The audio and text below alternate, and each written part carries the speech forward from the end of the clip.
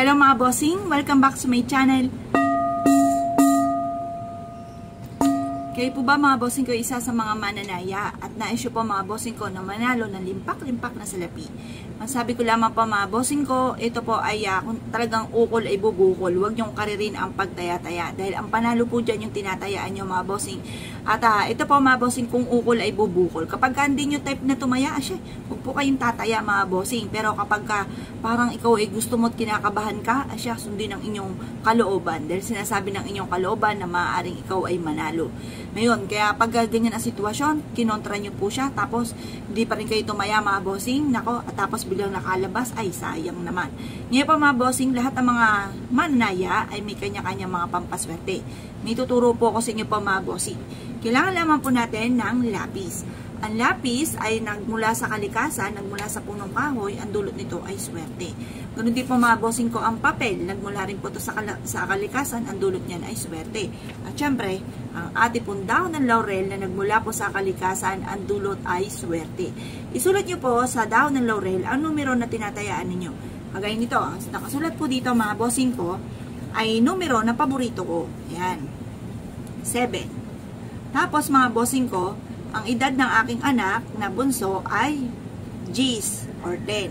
Ang edad ng aking panganay ay 18. Tapos ang edad ko ay 41 at ang edad ng mister ko ay 43. Ilan na to? 2, 4, 5.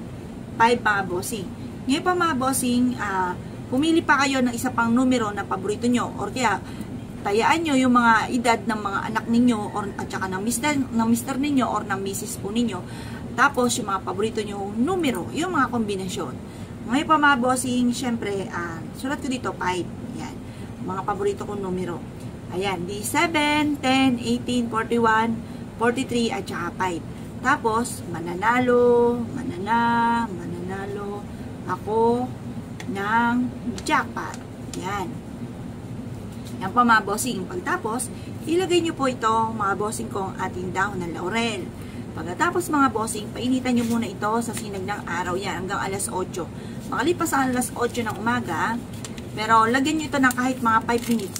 Habang sinusunog nyo po ito mga bossing ko, kayo po yung nagwe-wish na mananalo ko ng jackpot. Pero syempre, yung numero na nilagay nyo dito, yung po ang inyo pong tatayaan. Baka naman po ito wini-wish po ninyo, pero hindi po yun ang inyo pong tatayaan mga bossing. Sayang naman kapag po ito ay nanalo mga bossing. Ngayon pa mga bossing, dati-dati, minanghula sa akin. Sabihin sa akin, kapag na naginip ka ng 2 bata, ayan ay 2 sanggol, ayan ay kumaga senyales na ikaw ay mananalo ng jackpot. Ngayon pa mga bossing, medyo blurred ang aking po mga bossing ko na paniginipan. Pero, nanalo po ako 5 numero mga bossing na kinuha pa namin sa kalamba ng aking mister. At ura-urada ako ng sarado ng tindahan mga bossing kasi nga ukunin na namin. Dati mga bossing, tanda-tanda ko yan. First time sa akin nangyari mga bossing ko na yung aking pong benta sa palengke dati ay pinambayad ko sa lahat ng utang. Wala po akong pambili ng pang-ulam noon. Tapos, 20 pesos na lang po natira sa akin mga bossing. Tinaya ko pa po ito mga bossing at naglakad po ako mula dito hanggang bayan mga bossing. Mula bayan hanggang dito sa amin. Naglakad lang po ako.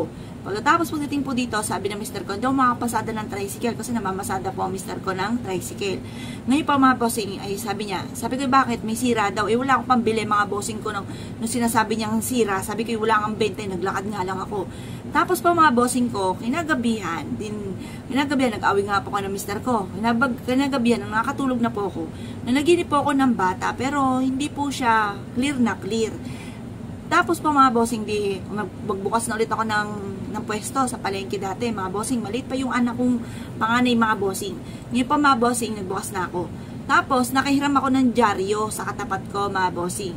Tapos, sinabi ko sa mister ko, tinext ko po siya na yun ang lumabas. Tapos sabi niya, paulit nga. Talagang, ang lumabas po mga bossing ko, ay yung paborito kong numero, kaya nainis ako, kasi tinayaan ko 37. Yung 37 yan, edad yan ng mister ko ng mga panahon na yun. Ang lumabas ay 7. Yun lang po ang pagkakaiba mga bossing. Naka-jackpot sana kami ng 17 million. sayang. Ayan, hindi ko makakalimutan mga bossing. Tapos yung iba po mga bossing, nakakatama po. Muli kami, nagsunod-sunod ang pagtama ng 5 numero mga bossing.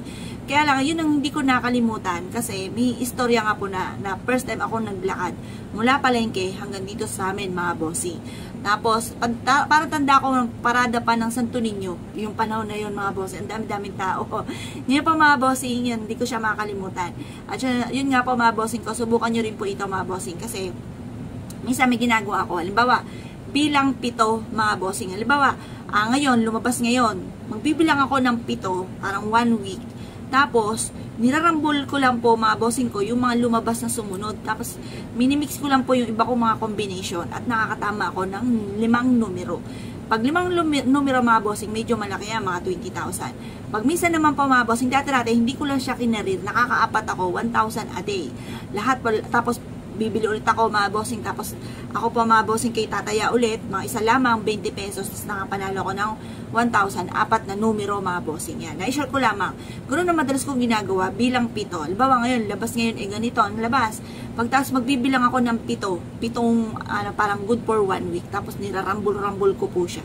Lagi ako nakakatama, tapos tinutus-tus ko mga bossing. Pag-aralan nyo po mga bossing, kasi dati araw-araw, tinamad na lang po kasi lagi ako naglalakad hanggang doon sa may Morales, doon sa may highway. Pero talagang proven po siya mga bossing. Talagang concentrate ka pag-aralan nyo kung paano lumalabas. Minsan may mga ganun. Malay nyo, matsyempohan nyo mga bossing. Diba naglalaki pick nga po tayo mga bossing. Try nyo rin, baka doon kayo maka-jackpot mga bossing. Ngayon pa mga bossing, kung kayo pinaniwala at nais nyo po itong gawin, ayan, subukan nyo po ito mga bossing. Tapos lagi kong humingi ng sign. Halimbawa, kasi mahilig po ako sa humingi ng sign. Nagdasal po ako. Dati mga bossing, lagi kami nag-away ng mister ko. Lagi po yung umaalis, lagi ko pinapalis. Tapos mga bossing, lagi ako humingi ng sign. Pagka nagtagal, halimbawa, pag inabot ito ng 3 araw, at ang mister ko hindi na bumalik, tatanggapin ko na hindi talaga kami para sa isa't isa. Kung hindi po bumubilang isang araw, mga bossing, umuwi po kaagad, kinagabihan. Kaya hindi rin po, lagi ako humingi ng sign. Humingi rin po kayo ng sign, lalo na kung ikaw ay mananaya mga bossing. Halimbawa, lagi kang talo ng talo, humingi ka ng sign. Hanggat kung hindi ako nakakapanalo, titigil ako muna ito. Pero pag ako ay nakapanalo, yun, halimbawa, nanalo ka ng 4 na numero, ayun, humingi ka ng sign.